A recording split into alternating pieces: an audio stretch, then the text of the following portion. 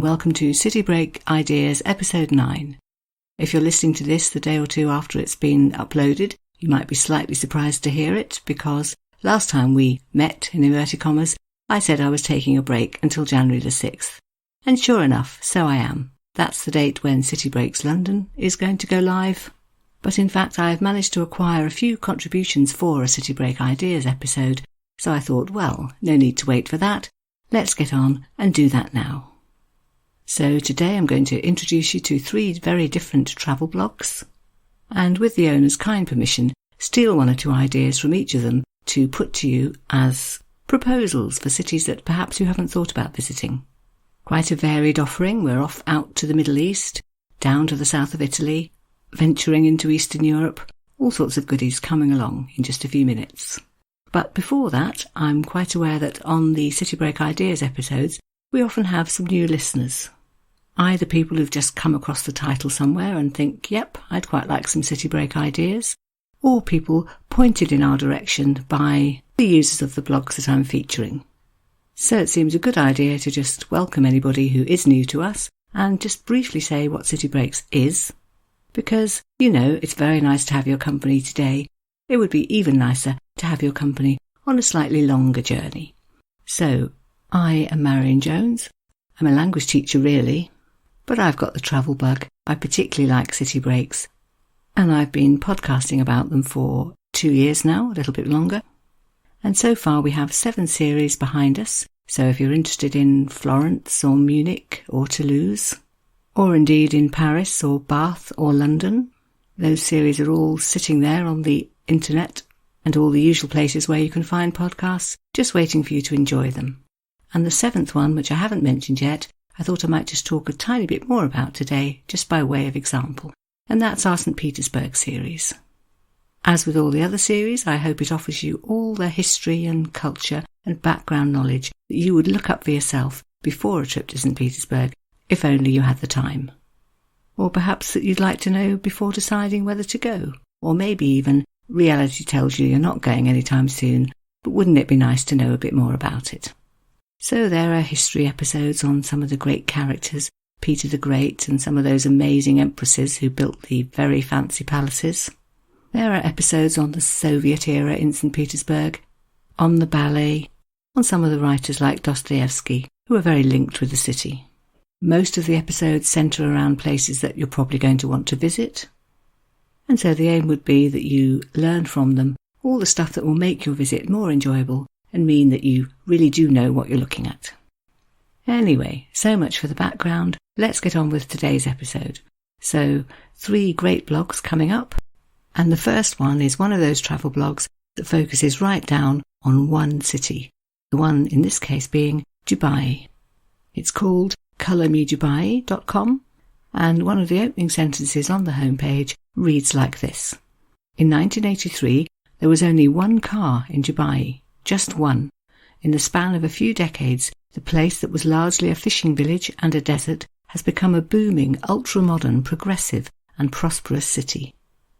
It's a website which will certainly help you plan a trip and give you lots of cultural information and a whole array of fantastic photographs, so that you can get to know much better this place which, in summary, has to offer exquisite beaches, desert excursions, theme parks, world-class shopping, and, of course, a very rich culture.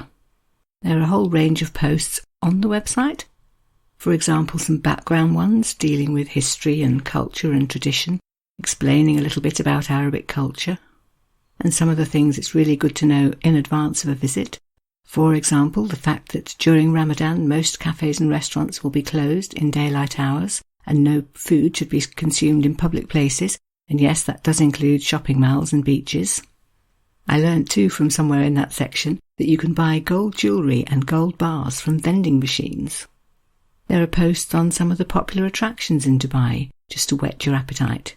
For example, I learnt about the Dubai Frame, 2 massive towers connected by a wide glass-bottomed suspension bridge, so you can walk up and along and down again and get panoramic views of old Dubai, modern Dubai, and a handy tip, best time of day to go would be at sunset. There's mention of the virtual reality indoor theme park, where you can go on virtual tour bus rides through Paris and London and New York, where you can do some sand dune riding or some skydiving. Lots of info on Dubai's beautiful beaches, telling you which is which and what exactly you can do at each of them, opening with a rather tantalising reference to exquisite beaches with crystal clear waters.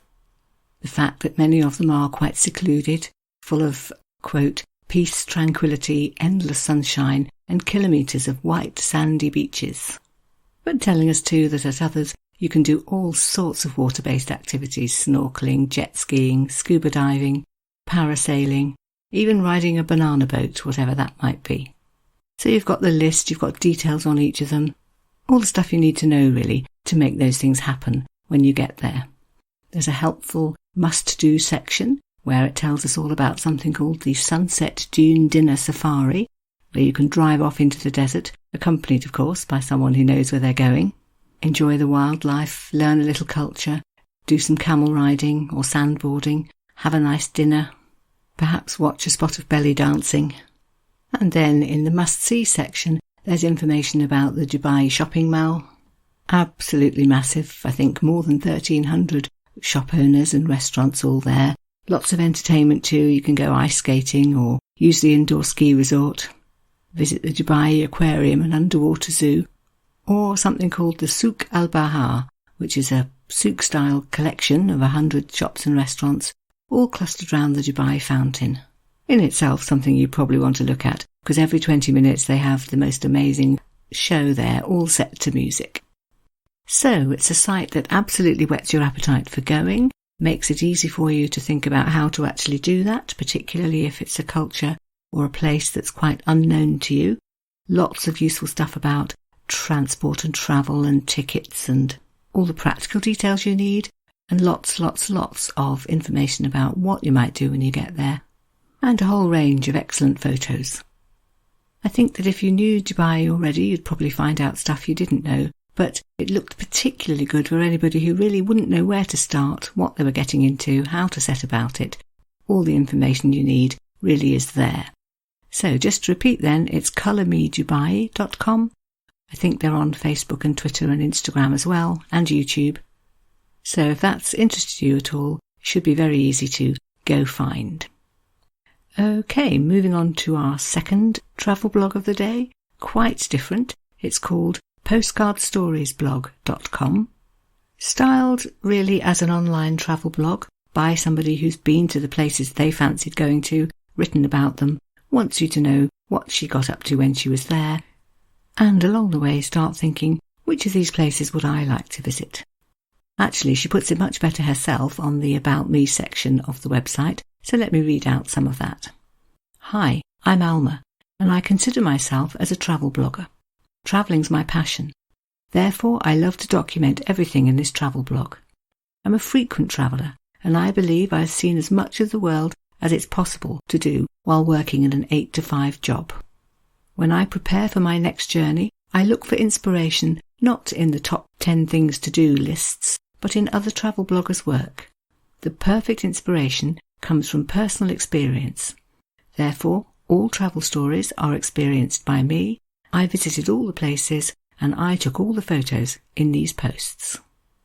It's an extensive website, focuses on all sorts of places, for example the Grand Canyon, Norway, Egypt.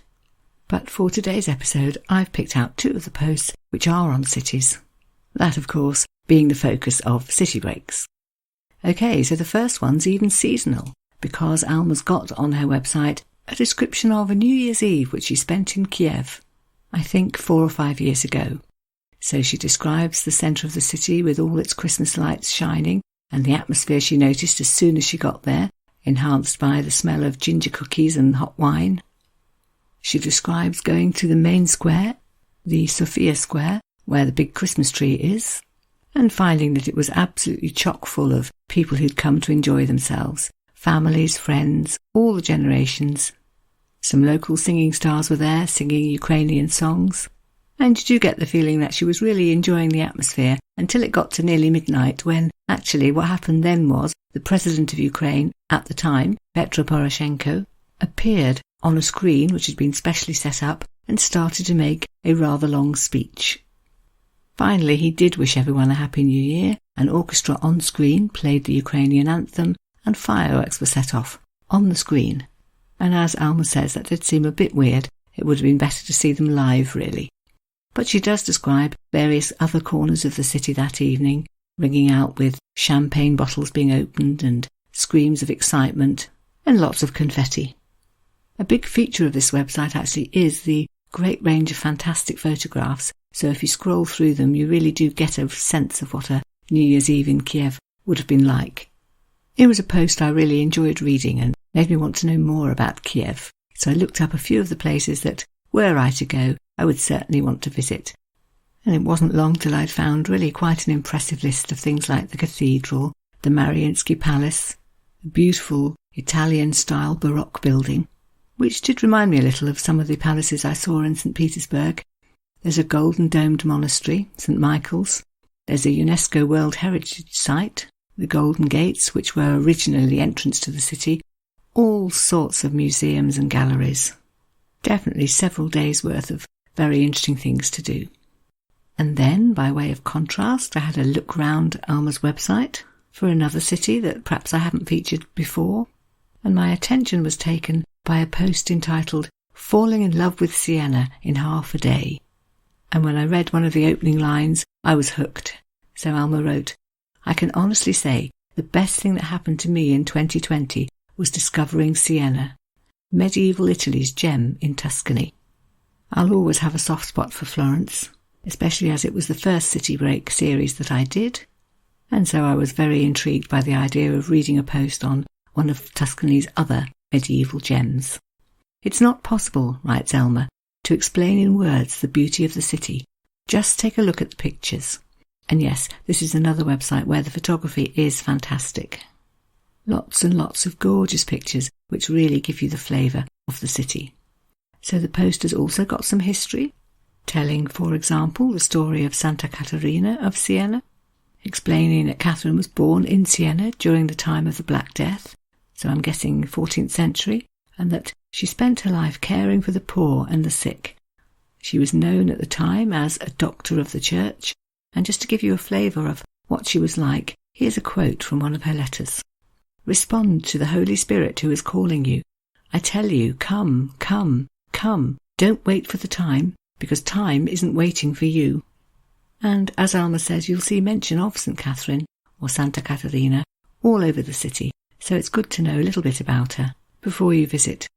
And here we learn that Catherine was canonised in the 15th century, and that in 1999 she was declared as the patron saint of Europe.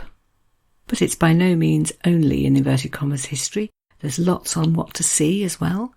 Some writing, for example, about the Piazza del Campo, the main square, and the Duomo di Siena, so the cathedral, and some practical tips about how you can buy one ticket for €8, which includes visits to half a dozen of the places you're probably going to want to see, and then a walk through some of those places with some descriptions. The cathedral, for example, described as being the prettiest cathedral exterior I have ever seen, even prettier than Florence Cathedral. The white and dark green striped facade is fully Gothic, full of mosaics and statues. Lovely descriptions too of inside the cathedral, where even, says Alma, the floor is simply a piece of art, and where there are sculptures and artworks by such wondrous artists as Donatello, Michelangelo and Bernini. There's lots of detail too about other bits and pieces connected to the cathedral. The Piccolomini Library, for example, which seems to be attached to the cathedral in a similar way to the San Lorenzo Library and San Lorenzo Church in Florence. And by the sound of it, it's not just, in inverted commas, a library. That too is a work of art, painted, says Alma, from top to bottom by Pinturicchio. There's something called the Panorama.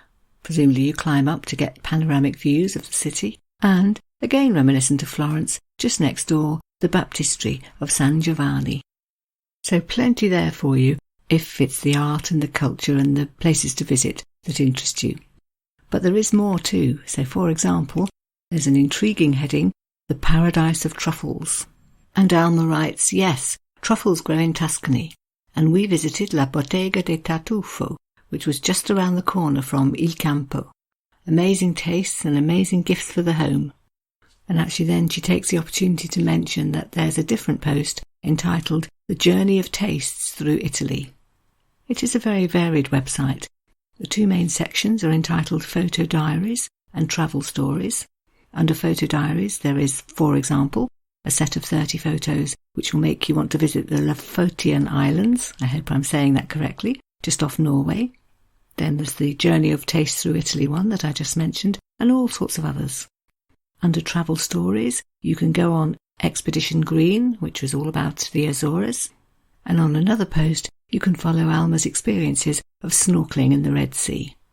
So lots and lots for anyone who's a traveller or a would-be traveller, or I can't travel right now but I can do it vicariously through someone else's really excellent website.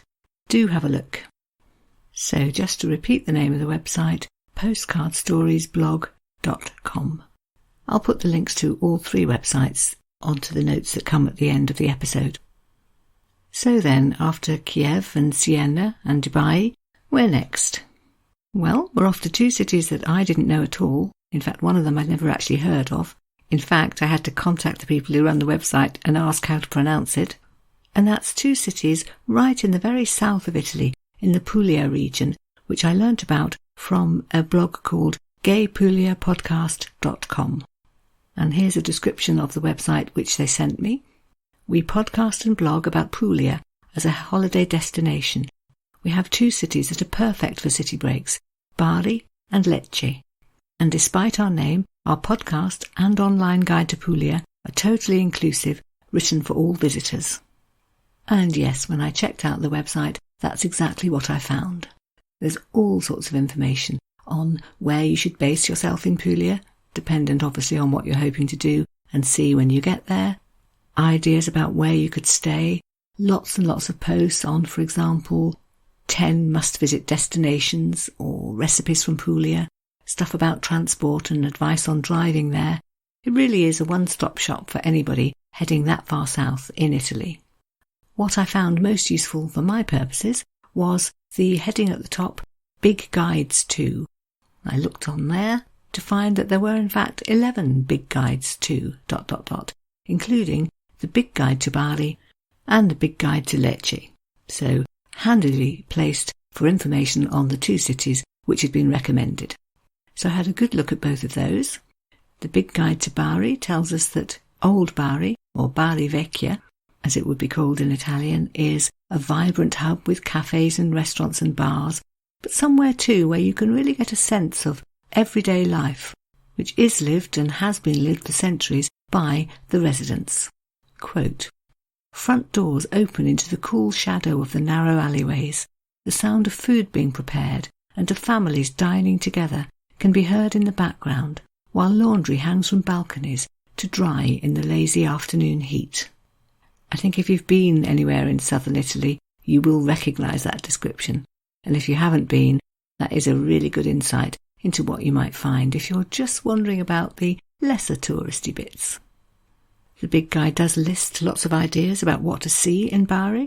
For example, the Basilica San Nicola, which houses the relics of the city's patron saint, St. Nicholas, and explains what an important church this is in what you might call ecclesiastical history, because in the 11th century, Peter the Hermit came to this very church to preach the First Crusade. And that's made the church a place of pilgrimage, somewhere which attracts Catholics and Orthodox Christians alike.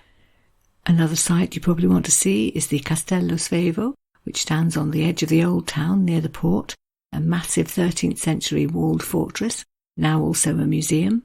Lots of details about various art galleries, how you can take an exceptionally long seafront walk, or go on a walking street food tour, or visit the studenty bit, the Madonnella Quarter. There's a nice description of that and a recommendation about a particular bar cum bookshop with live music and readings. So really insider knowledge on exactly what you should be taking in on your visit to Bari. There are plenty of restaurant recommendations, lots and lots of great photos, all enticing, useful stuff. And equally useful is the Big Guide to Lecce, so one of the other drop-down big guides. And I enjoyed the introductory sentences to that. Baroque and roll. Like most of Puglia, Lecce was conquered and reconquered before its final invasion in the 17th century, the invasion of the Baroque. The creamy white of the limestone buildings that dazzle when the sun shines, and the azzurro of the Salento sky that frame them will take your breath away. More history, more fab photos, more recommendations for what to do there. Take in the Piazza del Duomo, of course, and the Cattedrale, and the Roman remains, a Roman column topped with a bronze statue of the city saint, known as the San Toronzo column, a sunken Roman amphitheatre, all sorts of things. Here, for example, is what they have to write about the facade of the Basilica of Santa Croce. Quote, "The detail, made possible by the soft Lecce limestone, is astonishing. Flowers, fruits, cherubs, mythical figures, animals and sculpted figures almost seem to form an external altar." So yes, definitely want to see that, and I like their idea of ambling through the narrow streets of the old town, one of those little mazes of medieval alleys and little piazzas where you can just wander about and do some what they call joyful exploring. And here's a sentence that really made me want to get straight down there.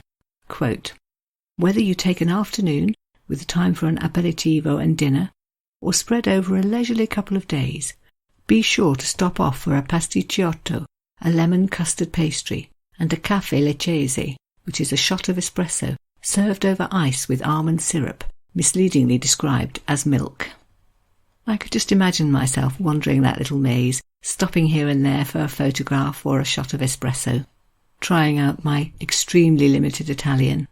And again, on the Guide to Lecce, there are lots of restaurant ideas. There are ideas for other places to visit if you base yourself in Lecce, road trips you could take along the spectacular coastline, for example. Really, all the details you would need to organise your holiday remotely. And also everything you need to dream about how lovely it'll be when you get there. There's sections on Puglia more generally as well, including what you might call a very colourful description, focusing as it does on actually the colours which for them represent Puglia. The tricolour, as they put it, of green, white and red. So the green is the olive groves, stretching as far as the eye can see. The white is the limestone, which you can see in the dry stone walls surrounding the olive groves and in the ancient stone buildings and the dramatic coastal cliffs. And the red would be the ferrous red of the soil. So that's the Italian flag right there, but in fact the fourth colour is blue. Seen, for example, as they put it in, quote, "The azure sea bleeds seamlessly into deep blue skies. Welcome to Puglia, our home." And that's a good place to end, because what you do really get from this website is the feeling that people who love that area, know it really well, live there, want to welcome you there too, and tell you all about it, and make it easy for you to organise your trip. Okay, so 3 excellent blogs, all bringing something different, all adding to the idea of city break ideas, but also all more than that too. I'd recommend a look at any or all of them. And they give an idea, don't they, of the wide variety of travel blogs there is out there, for those of us who like to see more places than we can ever visit really, and get ideas for planning our next trips. And this is a good moment for me to ask if you can recommend any travel blogs, whether one you write yourself or one that you just enjoy using.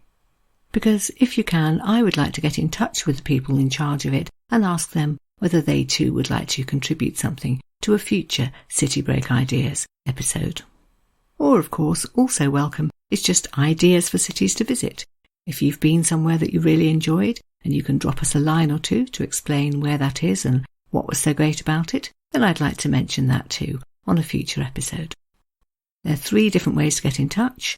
You can go onto our website and leave a message on the blog, www.citybreakspodcast.co.uk, or you can email us, citybreaks@citybreakspodcast.co.uk, or you can find us on Twitter @citybreakscast.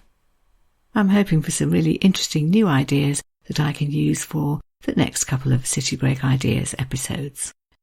However, we are now going to go quiet over Christmas and the New Year, and we are definitely returning in January, on Wednesday, January the 6th, in fact, with the very first episode of our brand new series, City Breaks London. covering, I hope, all the places you might want to visit in London on a short or even a longer city break, giving you lots of the history and culture and stories behind all the places, and generally just enjoying the lovely city of London, which so often comes top or very nearly top in polls when people are asked which city they'd most like to visit for a city break.